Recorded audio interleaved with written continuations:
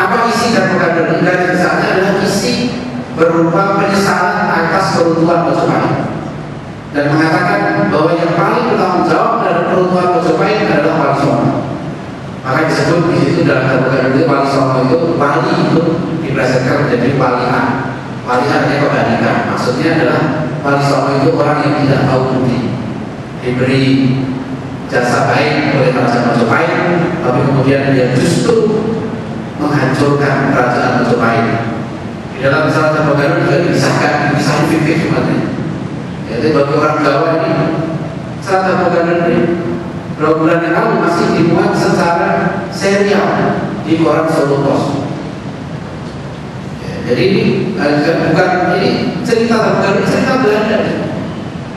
Nanti Serat Tabagalun itu bukan Belanda memuji-muji Kristen, tapi Islam digambarkan sebagai agama yang buruk dan sebagainya. Ya. Tapi ini jadi sumber sejarah nasional.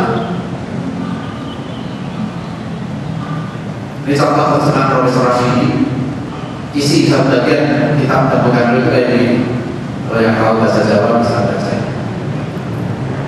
Ini bahasa Jawanya udah agak lama.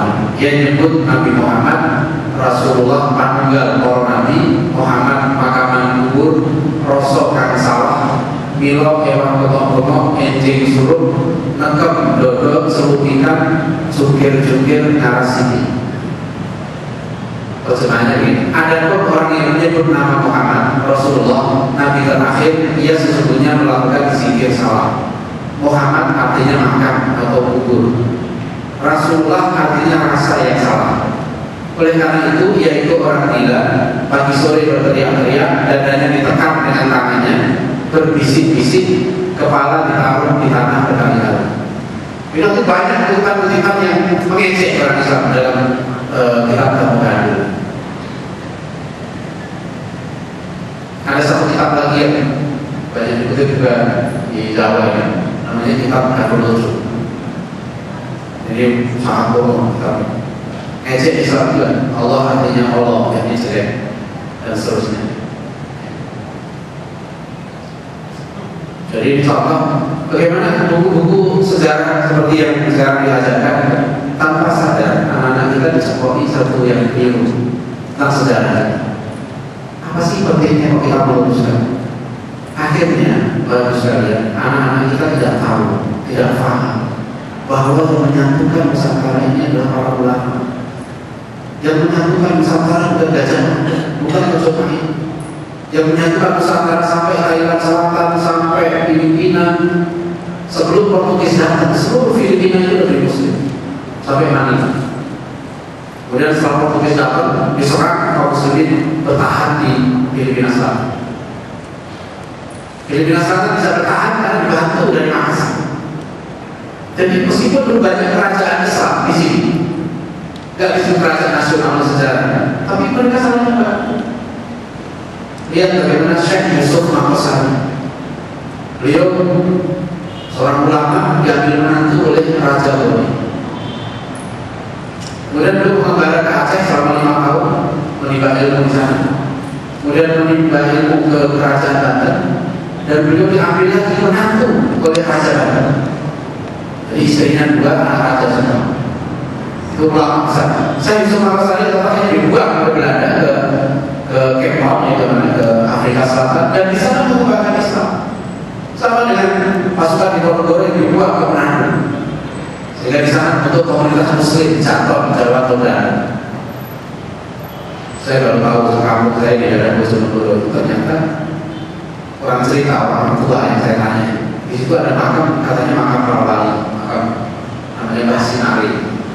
Tapi ternyata Mbah Sinari adalah prajurit di Ponorogo yang kalah perang, kemudian mereka lari, dan mereka menyebarkan Islam ke daerah-daerah yang mereka masuk di sini. Ini dulu yang kenapa tanah Jawa ini kok menjadi Muslim semua? Ya, hanya sebagian kecil yang tidak Muslim, harus ada dakwah yang luar biasa.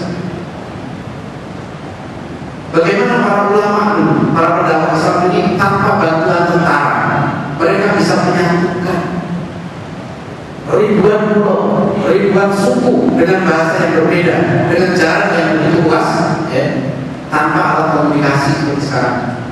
Dan semua mereka berbahasa Arab. Makanya dulu orang-orang Katolik gagal menjadikan bahasa Jawa sebagai bahasa kesatuan. Jadi dalam sejarah juga ditulis bahwa sebenarnya orang-orang Katolik, saya punya buku dalam saya tulis juga di catatan rekan saya, dipelopori oleh Franz Famlin, dia tokoh Katolik di daerah Muntilan. Awal abad 20, Franz Famlin ini dalam satu kongres bahasa Jawa yang meminta orang-orang Jawa jangan mau menerima bahasa Melayu sebagai bahasa persatuan. Bahkan di sekolah-sekolah Katolik diharamkan mengajarkan bahasa Melayu. Kenapa? Karena mengajar bahasa Melayu sama dengan mengajar Islam. Karena istilah-istilah bahasa Melayu sudah diislamkan oleh orang ulama. Jadi waktu itu para ulama kita bukan hanya mengislamkan orang Indonesia, orang Nusantara, tapi juga mengislamkan bahasa Melayu. Dan jangan bahasa Jawa dipaksakan dari bahasa nasional, nggak bisa. Makanya sekarang ini dipaksakan jadi istilah-istilah nasional kita di pendidikan nasional. Ya. Mengapa mesti semboyannya bahasa Jawa? Ing arso sumtulodo, ing matio namun arso tuturi dan daya. Kalau kita lihat ini, saya sudah tanya ke Aceh, nggak paham. Ya. Padahal itu semboyan pendidikan nasional. Saya pernah usul waktu menterinya Pak Bapak Sudirjo ada sampah ini. Bisa nggak kita ganti ya? Semboyan pendidikan nasional kita jangan bahasa Jawa. Saya orang Jawa, saya paham.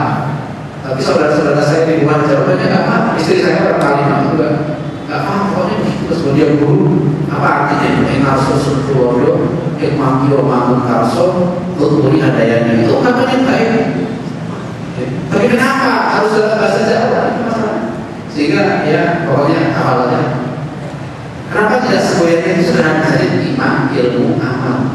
Semua paham ya kan? Katanya bahasa kita berbahasa satu, bahasa Indonesia. Coba semboyan dipakai itu apa?